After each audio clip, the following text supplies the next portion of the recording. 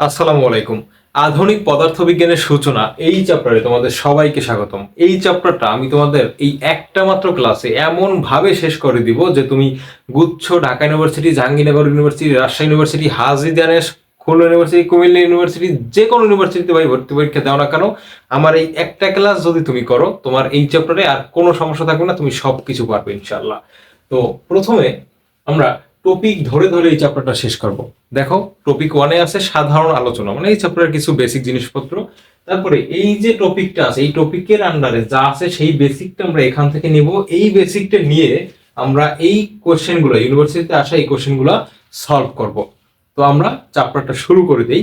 তো ভাইয়া, প্রথমেই টপিক ওয়ান মানে সাধারণ আলোচনার ভিতরে এই টপিকগুলো বা এই কনসেপ্টগুলো একটু তোমার নিতে হবে, তাহলে তুমি এই টপিক ওয়ানের আন্ডারে কোশ্চেনগুলো সলভ করতে পারবে। তো আমরা দেখি কি কি লেখা আছে এখানে। প্রথমে দেখো ভাইয়া, সনাতন বলবিদ্যায় স্থান ও কাল ধ্রুব। সনাতন বলবিদ্যা মানে হচ্ছে নিউটনীয় বলবিদ্যা। নিউটনীয় বলবিদ্যায় স্থান আর কাল এই দুইটা জিনিসকে ধ্রুব ধরা হয়, কিন্তু আধুনিক পদার্থবিজ্ঞানে বা আপেক্ষিকতার তত্ত্ব অনুসারে স্থান আর কাল ধ্রুবক নয়। তাহলে সনাতন বলবিদ্যায় স্থানকাল ধ্রুবক, আপেক্ষিকতার অনুসারে স্থানকাল ধ্রুবক নয়। দ্বিতীয় প্রশ্নটা একটু দেখো যে বস্তুর গতি আলোর গতির কাছাকাছি হলে আপেক্ষিকতার তথ্য পর্যবেক্ষণযোগ্য হয়। অর্থাৎ কোনো একটা বস্তু উপর আপেক্ষিকতার তত্ত্ব তখনই পর্যবেক্ষণযোগ্য হবে বা তখনই দেখা যাবে যখন ওই বস্তুটার গতি আলোর কাছাকাছি চলে যায়। ঠিক আছে ভাইয়া, আশা করি বুঝতে পারছো। তারপরে কোয়ান্টাম তত্ত্ব আবিষ্কার করেন ম্যাক্স প্লাঙ্ক। কোয়ান্টাম তত্ত্বের আবিষ্কারক কে? Max Planck. এবং এই প্লাঙ্কের ধ্রুবকের মানটা একটু দেখো ভাইয়া, এটা একটু লাগবে তোমাদের। 6.63 into 10⁻34 joule second, not joule per second. প্লাঙ্কের ধ্রুবকের মাত্রাটা দেখো, এটা ইম্পর্টেন্ট আছে, পরীক্ষা দিয়ে দিতে পারে। এম এল স্কোয়ার পার টি, এটা পরীক্ষা কিন্তু আসতে পারে। তারপরে মাইকেলসন মর্লির পরীক্ষার মাধ্যমে ইথারের অস্তিত্ব ভুল প্রমাণিত হয়। আগে ধারণা করা হতো যে মহাবিশ্বে সর্বত্র ইথার বিদ্যমান বা ইথারের উপস্থিতি বিদ্যমান, কিন্তু মাইকেলসন মর্লির পরীক্ষার মাধ্যমে প্রমাণিত হয় যে ইথারের অস্তিত্বের এই কনসেপ্টটা ভুল। তাহলে এইখান থেকে কোশ্চেনটা কেমন হইতে পারে যে কার পরীক্ষার মাধ্যমে ইথারের অস্তিত্ব ভুল প্রমাণিত হয়? মাইকেলসন মর্লির পরীক্ষার মাধ্যমে।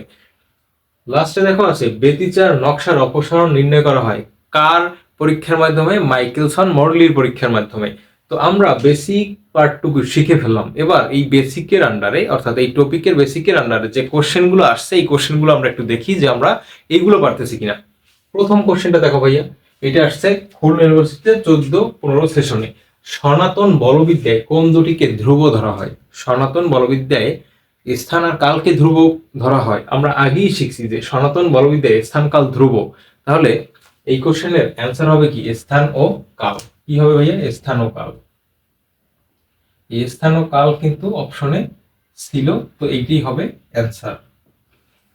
দ্বিতীয় কোশ্চেনটা দেখো, মাইকেলসন মর্লির পরীক্ষায় কি নির্ণয় করা যায়? মাইকেলসন মর্লির পরীক্ষায় কি নির্ণয় করা যায়? দেখো, মাইকেলসন মর্লির পরীক্ষার সাহায্যে ব্যতিচার নকশার অপসারণ নির্ণয় করা হয়। মাইকেলসন মর্লির পরীক্ষার মাধ্যমে কি নির্ণয় করা যায়? ব্যতিচার নকশার অপসারণ। এটা কিন্তু আমরা আগেই শিখে ফেলছি, তো আমরা এই কোশ্চেনের অ্যান্সার করতেও পারবো। তৃতীয় কোশ্চেনটা দেখো, প্লাঙ্কের ধ্রুবকের মাত্রা কি? এই যে ভাইয়া, প্লাঙ্কের ধ্রুবকের মাত্রা এম এল স্কোয়ার পার টি। এম এল স্কোয়ার পার টি, এটা হচ্ছে এই কোশ্চেনের অ্যান্সার। তারপরে এটা ছিল জাহাঙ্গীরনগর ইউনিভার্সিটিতে 21-22 সেশনে। তার পরবর্তী কোশ্চেনটা দেখো, কার পরীক্ষায় ইথারের অস্তিত্ব ভুল প্রমাণিত হয়? এটা ছিল রাজশাহী ইউনিভার্সিটিতে 22-23 সেশনে। তো এটা হচ্ছে মাইকেলসন মর্লির পরীক্ষার মাধ্যমে। তো দেখো ভাইয়া, আমরা প্রথম টপিকের আন্ডারে যতগুলো কনসেপ্ট ছিল তা শিখলাম, তারপরে কোশ্চেন সলভ করলাম কিছু। আশা করি মানে প্রথম টপিকে তোমাদের কোনো সমস্যা নাই। এভাবে আমরা দ্বিতীয়, তৃতীয়, চতুর্থ, এভাবে 6টা টপিকে এই চ্যাপ্টারটা সম্পূর্ণভাবে আমি শেষ করে দিব। এবারে আমরা দেখবো এই চ্যাপ্টারে টপিক 2, দৈর্ঘ্য, ভর ও সময়ের আপেক্ষিকতা। তো প্রথমে বরাবরের মতোই বেসিকটা জেনে নিব, তারপরে এই বেসিক থেকে আমরা এই ইউনিভার্সিটিতে আসা কোয়েশ্চেনগুলোর সলভ করবো ইনশাআল্লাহ। তো দেখো, শুরুতে আমি 3টে সূত্র লিখে রাখছি এখানে, সেটা তোমরা দেখতে পাচ্ছ। তো আগে একটু বলি যে আপেক্ষিকতার ব্যাপারটা আসলে কি। আপেক্ষিকতা মানে হচ্ছে একটা সাপেক্ষে আর একটার তুলনা করা। তো এখানে প্রথমে যে সূত্রটা দেখতে পাচ্ছ তুমি, সেটা হচ্ছে L = L0 √1 - v² / c²। মানে এই সূত্রটা প্রদান করা হয়েছে এই জন্য যে কোনো একটা বস্তু যদি গতিশীল থাকে তাহলে তার দৈর্ঘ্যটা হ্রাস পায়, অর্থাৎ গতিশীল অবস্থায় কোনো একটা বস্তুর দৈর্ঘ্য হ্রাস পায়। সেই ক্ষেত্রে সূত্রটা হচ্ছে L equal to L not root over one minus V square by C square. যে জায়গায় এল মানে হচ্ছে চলমান অবস্থায় বা গতিশীল অবস্থায় বস্তুর যে দৈর্ঘ্য সেটা সমান সমান এল নট। এল নট মানে হচ্ছে ভাইয়া স্থির অবস্থায় ওর দৈর্ঘ্য মানে ওর আদি দৈর্ঘ্য, আর ভি মানে হচ্ছে বেগ, আর সি মানে হচ্ছে আলোর বেগ। তাহলে সূত্রটা কি দাঁড়ায়? L equal to L not root over one minus V square divide by C square. তারপরে যে সূত্রটা আছে M equal to am not divided by root over one minus V square by C square. মনে রাখবা কোনো একটা বস্তু যদি প্রচন্ড গতিতে গতিশীল থাকে তাহলে তার ভরটা বেড়ে যায়। ভরের আপেক্ষিকতা অনুযায়ী কি হয় ভাইয়া, বস্তু যদি গতিশীল থাকে তাহলে সেক্ষেত্রে ভর বেড়ে যায়। সেই গতিশীল ভর বা চলমান অবস্থায় ভর m equal to am not divided by root over one minus V square divide by C square. যে জায়গায় এম মানে চলমান ভর, এম নট মানে হচ্ছে স্থির অবস্থায় ভর বা আদি ভর, আর ভি আর সি তো তোমরা জানোই, একটা হচ্ছে বেগ মানে ওই বস্তুটা কত বেগে গতিশীল, আর সি মানে হচ্ছে আলোর বেগ। আর একটা সূত্র আছে T equal to T not divide by root over one minus V square divide by C square. কোনো একজন ব্যক্তি বা কোনো একটা পদার্থ বা বস্তু যদি গতিশীল থাকে, প্রচন্ড বেগে গতিশীল থাকে, তাহলে তার কাছে সময়টা কি হয় ভাইয়া, সংকুচিত হয়ে যায়, সময়ের সংকোচন ঘটে। সেই সংকুচিত সময়ের একটা সূত্র এখানে আছে যে T equal to T not divide by root over one minus V square by C square. যে জায়গায় টি হচ্ছে পৃথিবীতে বসে যে সময়টা পরিমাপ করা হয় ওইটা, আর টি নট মানে হচ্ছে গতিশীল অবস্থায় যে সময়টা সে পর্যবেক্ষণ করে সেই সময়টা, আর ভি হচ্ছে কত বেগেও গতিশীল আছে, আর সি হচ্ছে কি ভাইয়া, আলোর বেগ। আশা করছি তোমরা এই তিনটে সূত্র সম্পর্কে জানতে পারছো। এবার আমরা যদি ম্যাথ প্র্যাকটিস করি তাহলেই আসলে তুমি খুব ভালোভাবে এই চ্যাপ্টারটা বুঝে যাবা। এই টপিকটা স্পেশালি খুব সুন্দরভাবে বুঝে যাবা তুমি। ভাইয়া প্রথমে একটা কোশ্চেন আমরা দিয়ে রাখছি এখানে, এটা চট্টগ্রাম ইউনিভার্সিটি, কুমিল্লা ইউনিভার্সিটি, জগন্নাথ, তারপরে আসছে ঢাকা ইউনিভার্সিটিতে। তো অনেকগুলো ইউনিভার্সিটিতে আসছে, তোমাদেরও আসতে পারে। দেখো, একটা বস্তু আলোর বেগে ধাবিত হলে এর ভর কত? তো একটু আগে বলছি ভাইয়া, যদি কোনো একটা বস্তু প্রচন্ড বেগে গতিশীল থাকে তাহলে তার কিন্তু ভরটা বেড়ে যায়। তাহলে একটা বস্তু যদি আলোর বেগে গতিশীল থাকে তাহলে তার ভর কত হবে? তো ভরের যেহেতু কনসেপ্টটা আসছে তাহলে সূত্র নিব এইটা। কারণ আমরা জানি চলমান ভর m equal to M naught divide by root over one minus V square by C square. তাহলে সূত্রটা আমি আগে লিখি, m equal to am not divided by root over one minus V square divided by C square. এখানে সমান দিয়ে কি লেখা যাবে ভাইয়া, মানগুলো তো বসান যায়।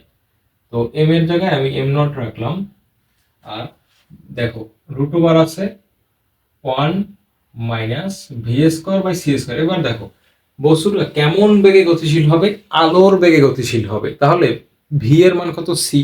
কারণ কি, বস্তুটার যে বেগ সেটা হচ্ছে ভি, যদি বেগটা আলোর বেগের সমান হয় তাহলে ওই ভি মানেই হচ্ছে সি। এর বেগ দেওয়া আছে আলোর বেগ মানে সি স্কোয়ার, আর নিচেও থাকে কি ভাইয়া, ওই যে সূত্রের সি স্কোয়ার।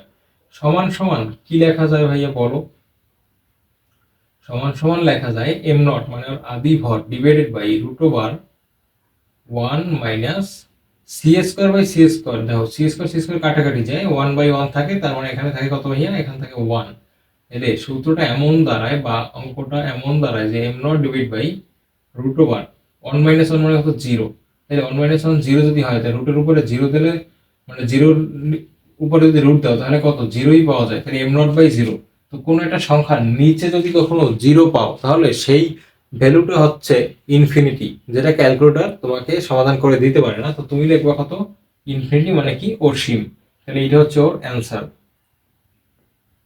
আশা করছি ভাইয়া এই অঙ্কটা তোমরা খুব সুন্দরভাবে বুঝতে পারছো। এই অঙ্কটা করার জন্য আমরা এই সূত্রটা নিয়েছি, কারণ ভরের কনসেপ্ট আছে, তো ভরের ক্ষেত্রে এই সূত্রটা নেওয়া লাগবে। দ্বিতীয় কোয়েশ্চেনটা লক্ষ্য করো, বলছে কত বেগে একটা রকেটের গতিশীল দৈর্ঘ্য এর নিশ্চল দৈর্ঘ্যের অর্ধেক হবে। অর্থাৎ একটা রকেট কত বেগে চললে তার গতিশীল অবস্থায় যে দৈর্ঘ্যটা হবে সেটা হবে আদি দৈর্ঘ্যের অর্ধেক। এইটা বের করতে বলছে। তাহলে দৈর্ঘ্যের কনসেপ্ট আছে এখানে ভাইয়া, তাহলে সূত্র হবে কোনটা, এইটা। আমি এখানে একটু লিখলাম যে L equal to L not root over one minus V square by C square. আমাদের এইখান থেকে কার মান লাগবে ভাইয়া, এই ভি এর মানটা লাগবে। তো এই ভি ইকুয়াল টু ডাইরেক্ট লেখা যায় রুট ওভার, এই যে ভাই এখানে ভি দেখতে পারতেছো না, এই ভি ইকুয়াল টু ডাইরেক্ট লেখা যায় root over one minus L by L naught whole square into c, এইভাবে বের করে নিয়ে আসা যায়, তারপরে মানটা বসাই দিলে ইজিলি করা যায়। তো আগে আমি ওইটা একটু বের করে নিয়ে আসি ম্যাথ থেকে, যেহেতু ভি এর ভ্যালুটা লাগবে, ওইটা মুখস্থ করলে তোমরা আসলে ভি রিলেটেড যত প্রবলেম আছে ইজিলি করতে পারবা।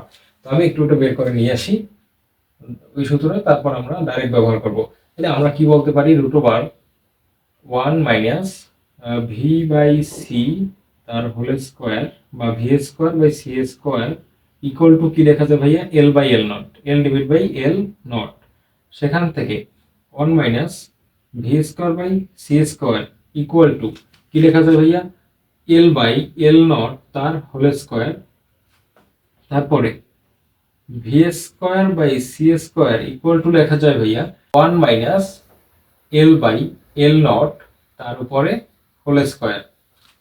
এবারে এইখান থেকে আরেকটু ক্যালকুলেশন করি, আমি এগুলো একটু মুছে দিব, তারপরে আবার ওই সূত্র নিয়ে ডাইরেক্ট কাজ করব। দেখো V square by C square equal to আসছে one minus L by L not এর হোল স্কোয়ার। তাহলে আমরা কি লিখতে পারি, দেখো আমরা কিন্তু এইটা লিখতে পারি যে V by C equal to V by C whole square equal to one minus L by L not তার উপরে হোল স্কোয়ার। তাহলে V by C equal to হবে root over one minus L by L not, ঠিক আছে ভাইয়া। তারপরে C ওই পাশে গেলে, সি ওই পাশে চলে গেলে থাকবে এখানে সি। তাহলে আমরা ডাইরেক্ট ভি এর সূত্র ব্যবহার করতে পারি এইটা, যে v equal to root over one minus L by L naught, l by L not তার উপর হোল স্কোয়ার ইন্টু সি। এই সূত্রটা আমরা ডাইরেক্ট কিন্তু ভাইয়া ব্যবহার করতে পারি, এবং এই সূত্রটা আমরা ডাইরেক্ট ব্যবহার করব। তো কি বলছি ভাইয়া, এই সূত্রটা আমরা ডাইরেক্ট ব্যবহার করব। তো আমরা এটা মুছে দিই, আমরা যে সূত্রটা বের করে নিয়ে আসছি এই ইকুয়েশন থেকে, সেই সূত্র দিয়ে ইজিলি আমরা এবার সলভ করতে পারবো। তো তোমরা ওই সূত্রটা মুখস্থ রাখবো, আমি একটু সূত্রটা ভালোভাবে লিখে দিই। এই সূত্রটা বেরোইছে যে ভি ইকুয়াল টু, কি বেরোইছে ভাইয়া, ভি ইকুয়াল টু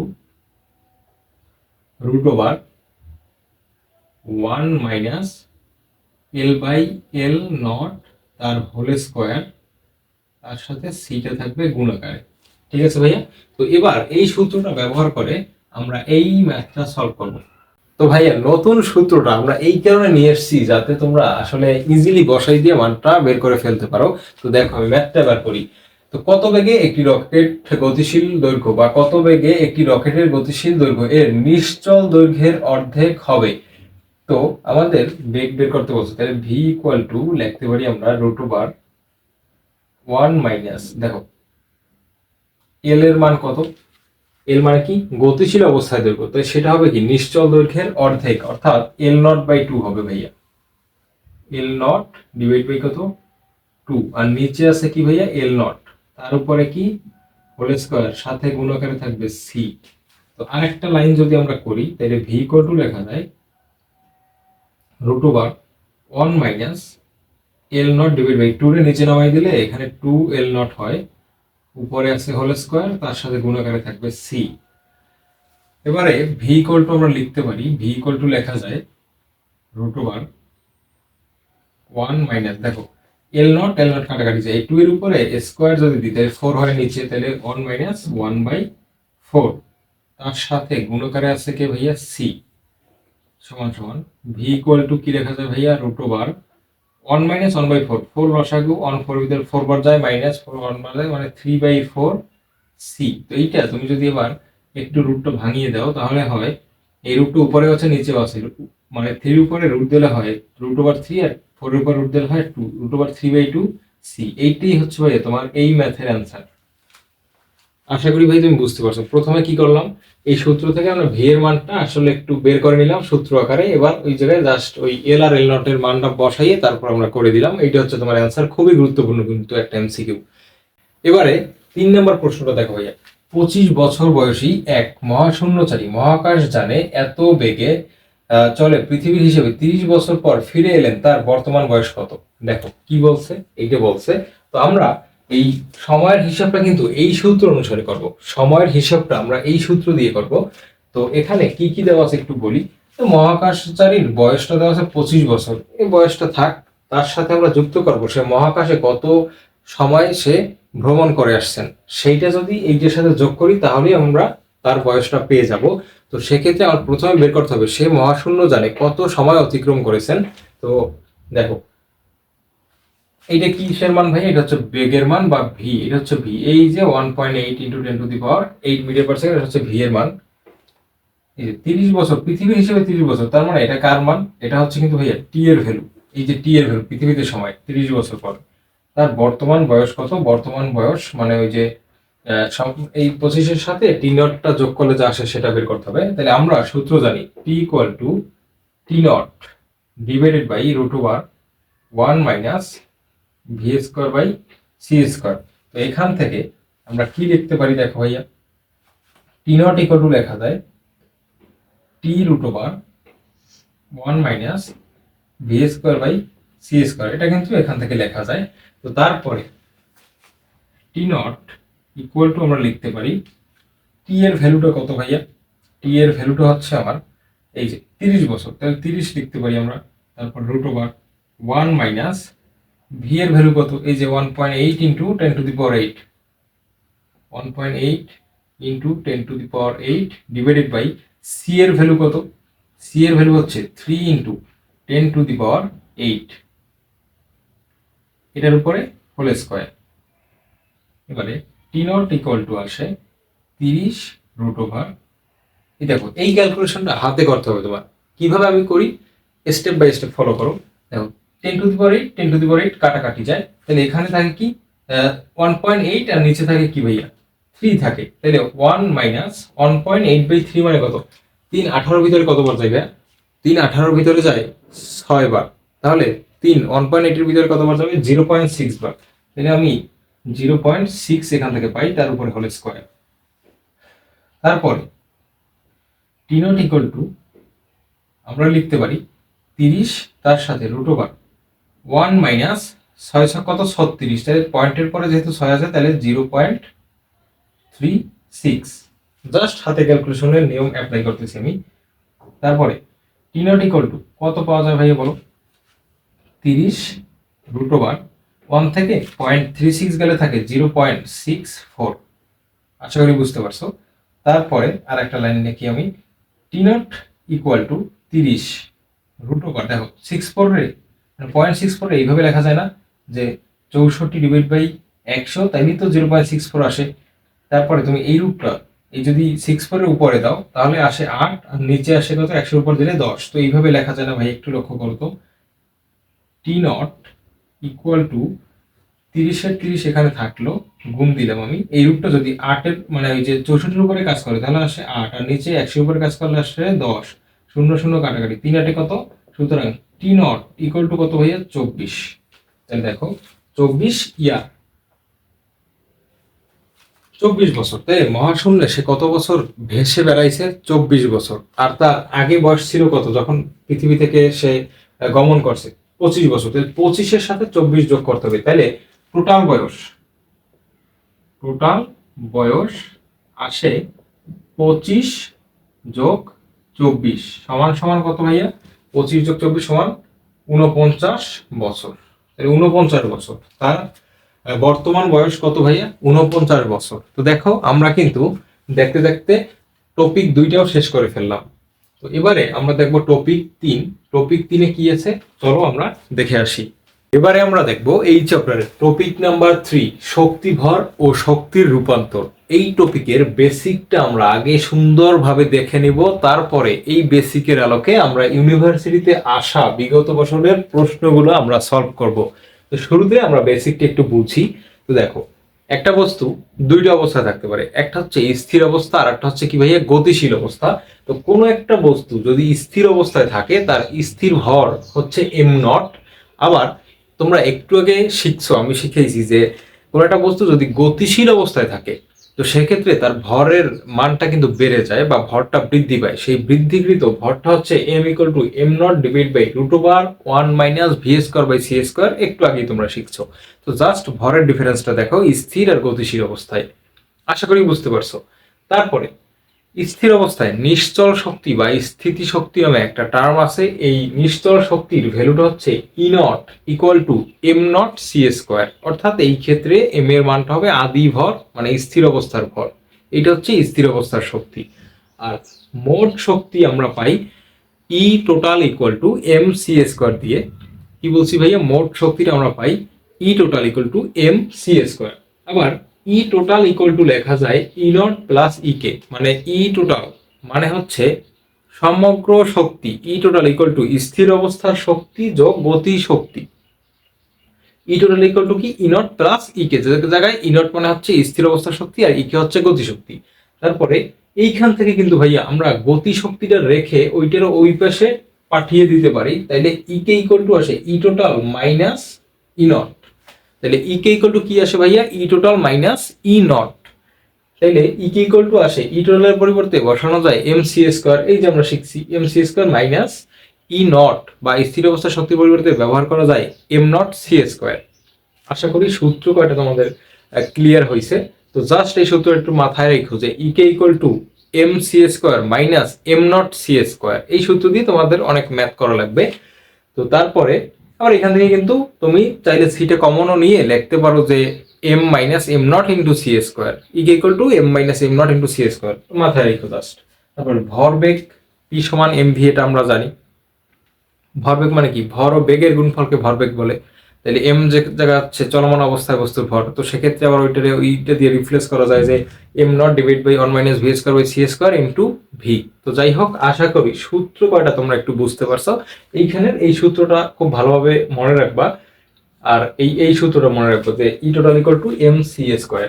তারপরে দেখো ভাইয়া, বস্তুর শক্তি ও ভরবেগের মধ্যে কিন্তু একটা রিলেশন আছে। এই রিলেশনটা হচ্ছে e equal to root over am not C to the power 4 plus P square C square. কি বলছি ভাইয়া, বস্তুর শক্তি ও ভরবেগের মধ্যে সম্পর্ক ই ইকুয়াল টু, যে জায়গায় ই মানে হচ্ছে শক্তি, root over am not C to the power 4 plus P square C square. যে জায়গায় পি মানে হচ্ছে রৈখিক ভরবেগ, সি মানে হচ্ছে আলোর বেগ, আর এখানে এম নট মানে হচ্ছে স্থির ভর, আর সি মানে হচ্ছে আলোর বেগ, তার উপরে কি 4। এই সম্পর্কটা খুব সুন্দরভাবে মনে রাখতে হবে, কারণ এই সম্পর্ক থেকে তোমার ফোটনের ভরবেগ রিলেটেড কোশ্চেন কিন্তু আসতে পারে। তারপরে জাস্ট একটা টার্ম মাথায় রাখো যে ফোটনের ভর শূন্য হলেও ফোটনের কিন্তু ভাইয়া ভরবেগ আছে। কি বলছি, ফোটনের ভর শূন্য কিন্তু ফোটনের কি আছে ভাইয়া, ভরবেগ আছে। কেন আছে, জাস্ট তুমি এই জায়গায় যদি ভর 0 ধরো তাইলেও তোমার পাওয়া যায় E equal to root over P square C square, মানে E equal to P C. তাইলে এখান থেকে পি ইকুয়াল টু আসে ই বাই সি, আমরা ম্যাথে দেখতে পারবো। দেখো ভাইয়া, এবারে আমরা সলভ করব প্রথম কোয়েশ্চেনটা। এই কোয়েশ্চেনটা বলছে 9 into 10 to the power minus 15 joule গতিশক্তি বিশিষ্ট ইলেকট্রনের ভর কত কেজি। অর্থাৎ গতিশক্তি ই কে দিয়ে দিছে, তোমাকে বের করতে বলছে ইলেকট্রনের ভর। তো গতিশক্তির ইকুয়েশনটা একটু দেখো, E K equal to M C square minus am not C square. এই সূত্রটা আমরা আগে একটু লিখি যে E K equal to M C square minus am not C square. এখান থেকে কি কমন নেওয়া যায় ভাইয়া বলো, এখান থেকে ই কে ইকুয়াল টু লেখা যায় m minus am not C square. তারপরে ই কে এর ভ্যালুটা তুমি বসাও 9 into 10 to the power minus 15 equal to m minus M naught, এখানে আমরা রাখি এম মাইনাস এম নট, আর এই যে সি স্কোয়ারটা আছে না ভাইয়া, সি স্কোয়ারটা এর পাশে পাঠাই দাও, তাহলে কি হয়, এটা ডিভাইড বাই সি স্কোয়ার। তারপরে আমরা এভাবে লিখতে পারি কিনা দেখো, m minus M naught equal to 9 into 10 to the power minus 15 divided by C square, মানে কি 3 ইন্টু 10 টু দি পাওয়ার 8, এটা হচ্ছে আলোর বেগ, তার উপরে কি হোল স্কোয়ার। তারপরে কি লেখা যায় দেখো ভাইয়া, তারপরে লেখা যায় এম ইকুয়াল টু, এটাই আমার নির্ণয় করা লাগবে, 9 into 10 to the power minus 15 divided by 3 এর উপরে স্কোয়ার দিলে কত আসে ভাইয়া, 9 ইন্টু 10 টু দি পাওয়ার, এই যে তোমার এখানে 8 আছে, 8 দুগুণে কত ভাইয়া 16, 8 দুগুণে হচ্ছে 16, তাহলে 9 ইন্টু 10 টু দি পাওয়ার 16 আসে। তারপরে এই যে এম তুমি রাখছো পাশে, ওই পাশে যাইয়া এম নটটা কি হয়ে যাবে, মাইনাস ছিল প্লাস হয়ে যাবে না ভাইয়া এম নট। তাহলে এই এম নটের একটা ভ্যালু আবার দেওয়া আছে, বা আমরা জানি ইলেকট্রনের একটা ভর কত, ইলেকট্রনের স্থির ভর, ভর হচ্ছে 9 into 10 to the power 31 KG, 9 into 9.11 বা 9 into 10 to the power minus 31, ঠিক আছে ভাই, 9 into 10 to the power minus 31 KG. তো এবার আমরা একটু এটা সমাধান করি। তো দেখো 9 আর 9 কাটাকাটি যায়, তাহলে এখানে থাকে মাইনাস, মানে 10 এর পাওয়ার মাইনাস থাকে, তাহলে 1 ইন্টু 10 টু দি পাওয়ার, দেখো উপরে আছে -15, সেটার সাথে নিচের 16 কি হবে ভাইয়া, নিচের 16 কিন্তু উপরে চলে গিয়ে মাইনাস হয়ে যাবে, তাহলে সেটাতে -16 -15 এই দুইটা মিলে এখানে উপরে আসে 10 টু দি পাওয়ার -31, তার সাথে প্লাস 9.11 ইন্টু 10 টু দি পাওয়ার -31। এবার একটা জিনিস একটু খেয়াল করো তোমরা, দেখো এটাও আছে 1 ইন্টু 10 টু দি পাওয়ার -31, এটাও আছে 9.11 ইন্টু 10 টু দি পাওয়ার -31। তো মনে করো এই একটা গরু, এই একটা গরু, এই গরু দুইটা যোগ করলে কয়টা গরু হবে, দুইটা গরু। এখানে যদি একটা গরু থাকে, এই জায়গায় যদি থাকে 9.11টা গরু, তাহলে দুইটা যোগ করলে কি আসবে, 10.11টা গরু। তাইলে এই দুইটা যোগ করলে আমার আসে 10.11 ইন্টু 10 টু দি পাওয়ার -31। এত ইলেকট্রনের ভর যেহেতু বের করতে বলছে, তাহলে এত কেজি। এটা কোন অবস্থা ভাইয়া, এটা হচ্ছে তোমার গতিশীল অবস্থায়। আশা করি এই ম্যাথটা তোমরা বুঝতে পারছো। এবারে আমরা দ্বিতীয় কোশ্চেনটা সলভ করব। বলছে শূন্য ভর এবং গতিশক্তি বিশিষ্ট একটি কণার ভরবেগ কত। কি বলছে ভাইয়া, শূন্য ভর এবং গতিশক্তি বিশিষ্ট একটি কণার ভরবেগ কত। তাই দেখো আমরা বস্তুর শক্তি আর ভরবেগের মধ্যে একটা সম্পর্ক কিন্তু আমরা এখানে দেখে আসছি, যে √m0c⁴ প্লাস p²c²। ওই সূত্রটা আমরা একটু লিখি, যে √m0c⁴ প্লাস p²c²। এখান থেকে আমরা লিখতে পারি দেখো বলছে কি ভাইয়া, বলছে শূন্য ভর, তাই m0 এর ভ্যালু কত, 0, তাহলে টোটালটা আমরা 0 হয়ে যাবে, প্লাস p²c² থাকবে, তাহলে p²c² আমরা লিখতে পারি না, pc²। একটু লক্ষ্য করবো ভাইয়া, তাহলে কি আসে ভাইয়া, √p²c² বা √pc², এই রুট স্কয়ার কাটাকাটি গিয়ে থাকে কি ভাইয়া, পিসি। সুতরাং লেখা যায় ভরবেগ p E/c। ভরবেগ p কি লেখা যায় ভাইয়া, E/c। এইটাই হচ্ছে এই অঙ্কের অ্যান্সার, এবং এটা অপশনে কিন্তু ছিল। এটা একটা ইউনিভার্সিটিতে আসা কোশ্চেন, রিসেন্টলি আসা কোশ্চেন। তারপরটা দেখো, কোন কণার গতিশক্তি এর স্থির অবস্থার শক্তির দ্বিগুণ, কণাটির গতিশীল ভর। কি বলছে ভাইয়া, কণাটির গতিশীল ভর স্থির ভরের কত গুণ। খুব ভালোভাবে লক্ষ্য করো, কোন কণার গতিশক্তি এর স্থির অবস্থার শক্তির দ্বিগুণ, তাহলে কে ইকুয়াল টু 2E0 লেখা যায় কিনা ভাই। দেখো কেন লেখা যায়, কারণ এখানে বলেই দিছে যে কণার গতিশক্তি যেটা, ওটা হবে স্থির অবস্থায় যে শক্তিটা আছে তার ডাবল। তাহলে এইটার পরিবর্তে আমরা কি লিখতে পারি ভাইয়া, এইটার পরিবর্তে আমরা লিখতে পারি m² minus m0c² equal to কি, এই যে 2 এর 2 এখানে থাকবে, আর E0 এর পরিবর্তে আমরা লিখতে পারি m0c²। তাইলে এখান থেকে দেখো সি যদি আমি কমন নিই, তাহলে m minus m0c² equal to 2m0c²। কাটাকাটি গেল। এবার এখানে থাকে কি, m ইকুয়াল টু m0 ওপাশে গিয়ে প্লাস হয়ে যাবে, তাহলে 2m0 আগে ছিল, তারপরে এই m0টা গেলে হবে 3m0। ঠিক আছে ভাই, তো দেখো m ইকুয়াল টু 3m0। তাইলে ভর, স্থির ভরের কত, এই ভরটা হবে স্থির ভরের কত গুণ, এই যে কত দেখতেছো এখানে 3 গুণ না ভাইয়া, জানি না দেখা যাচ্ছে কিনা। তো m ইকুয়াল টু এইটা আসে, m ইকুয়াল টু 3m0 এভাবে আসে এই ইকুয়েশন করার পরে। তো দেখো এটা হচ্ছে কি গতিশীল ভর, এটা হচ্ছে স্থির ভর, তাহলে গতিশীল ভরটা স্থির ভরের কত গুণ, 3 গুণ। এটা হচ্ছে তোমার অ্যান্সার। তো এই যে আমরা টাইপটা, এটা আমরা দেখে ফেললাম। ঠিক আছে ভাইয়া, তো এভাবেই আমরা সামনে আগাতে থাকি। তো তোমরা আমাদের এই ভিডিওটা ধৈর্য সহকারে দেখতে থাকো, ইনশাল্লাহ এই চ্যাপ্টারের উপরে তোমার কোনো প্রকার সমস্যা থাকবে না। এবারে আমরা দেখবো এই চ্যাপ্টারের টপিক 4, মানে হচ্ছে ফোটন। তো ফোটনের বেসিক আলোচনাটা আগে আমি করব, তারপরে এই বেসিক থেকে আমরা এই ম্যাথগুলো সলভ করব যেগুলো ইউনিভার্সিটিতে প্রিভিয়াস ইয়ারে আসছিল। তো ফোটন মানে কি ভাইয়া, শক্তি যখন প্রবাহিত হয় বা শক্তি যখন বিকিরণ ঘটে, তখন কিন্তু প্যাকেট বা ছোট ছোট আকারে নিরবিচ্ছিন্নভাবে ঘটে না, প্যাকেট বা ছোট ছোট সিরিয়ালে প্রবাহিত হয়। তো এই ছোট ছোট এক একটা প্যাকেট কি বলা হয় কি ভাইয়া, ফোটন। আশা করি ফোটন কি এই ব্যাপারটা বুঝতে পারছো। এবার ফোটনের ভরবেগ পি সমান সমান হচ্ছে ই বাই সি। এইটা তোমাদের মুখস্থ রাখা লাগবে। এটা আসছে কোথা থেকে? ওই যে এটা সূত্র পড়াইছিলাম না ভাইয়া, ভরবেগ আর শক্তির মধ্যে সম্পর্ক, ওইখান থেকে আসছে। ই সমান সমান পিসি, তো ওইখান থেকে পি সমান সমান লেখা যায় কি ই বাই সি। তো এই সূত্রটা একদম সুন্দরভাবে মুখস্থ রাখবা। তারপরে পি সমান সমান লেখা যায় কি এইচ বাই ল্যামডা। এই দুইটা সূত্র মুখস্থ রাখবা ভরবেগের, ফোটনের ভরবেগের। তো এই সূত্রটা আবার কোথা থেকে আসছে? এই যে দেখো, এটা ভাঙাইলে এইভাবে আসছে। তো ইর পরিবর্তে লেখা যায় এইচ সি বাই ল্যামডা, নিচে আছে কি সি। তারপরে এটা যদি আমি নিচে নিয়ে আসি, তারপর এটা যদি এখানে রাখি, তাহলে কিন্তু কাটাকাটি গিয়ে এইচ বাই ল্যামডা থাকে। তাহলে পি ইকুয়াল টু লেখা যায় এইচ বাই ল্যামডা, অর্থাৎ P equal to E by C, আর একটা হচ্ছে P equal to H by lambda. এই দুইটা সূত্র মুখস্থ রাখবা। এগুলো দিয়ে কি বোঝায়? ফোটনের ভরবেগ বোঝায় ভাইয়া। তারপরে শক্তি ই সমান সমান এইচ এফ সমান সমান PC equal to S C by lambda. এই সূত্রটাও ভাই একটু মুখস্থ করা লাগবে। ই সমান সমান কি h f equal to p c equal to S C by lambda. এটা মেনলি তুমি এই দুটো সূত্র একটু মাথায় বেশি রাখবা, যে ই সমান সমান h f by s nu, তোমরা কেমিস্ট্রিতে পড়ছো, আর এটা হচ্ছে ই সমান এস সি বাই ল্যামডা। এইটা হচ্ছে একত্রিত একটা সূত্র, কারণ এফ এর পরিবর্তে সি বাই ল্যামডা বসানো যায়। আর তোমার পিসি যে সূত্রটা আসছে না ভাই, এটা আসছে ই সমান সমান পিসি এই সূত্র থেকে। তো এইটা একটু মনে রাখো, এই লাইনটা যে সময় যে ডাটা দেওয়া থাকবে ওই ডাটা অনুযায়ী বসেই তোমার করা লাগবে, আমরা ম্যাথে দেখতে পারবো। তারপরে আর একটা একটু মনে রাখো এই বিষয়টা, যে ফোটনের নিশ্চল ভর হচ্ছে শূন্য, অর্থাৎ ফোটনের কোনো ভর নেই, কিন্তু ভরবেগ আছে।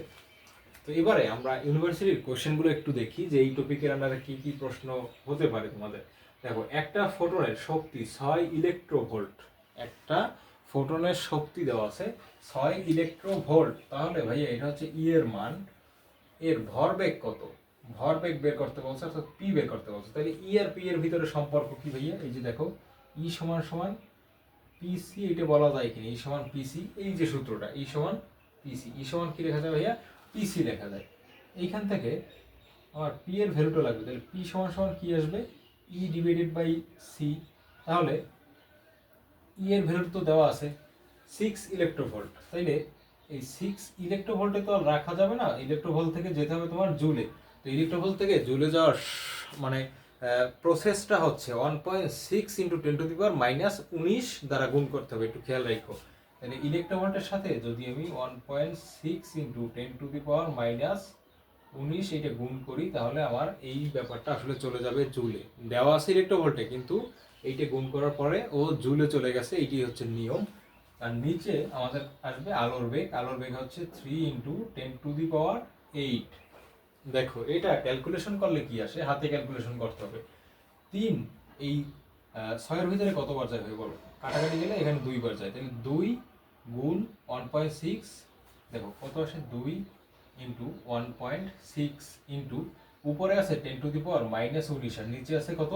10⁸। তাইলে নিচের এটা যদি উপরে যায় তাহলে মাইনাস হয়ে যাবে। তাইলে উপরে আগে ছিল 10⁻⁻19 আর নিচের আটো উপরে এসে গেছে।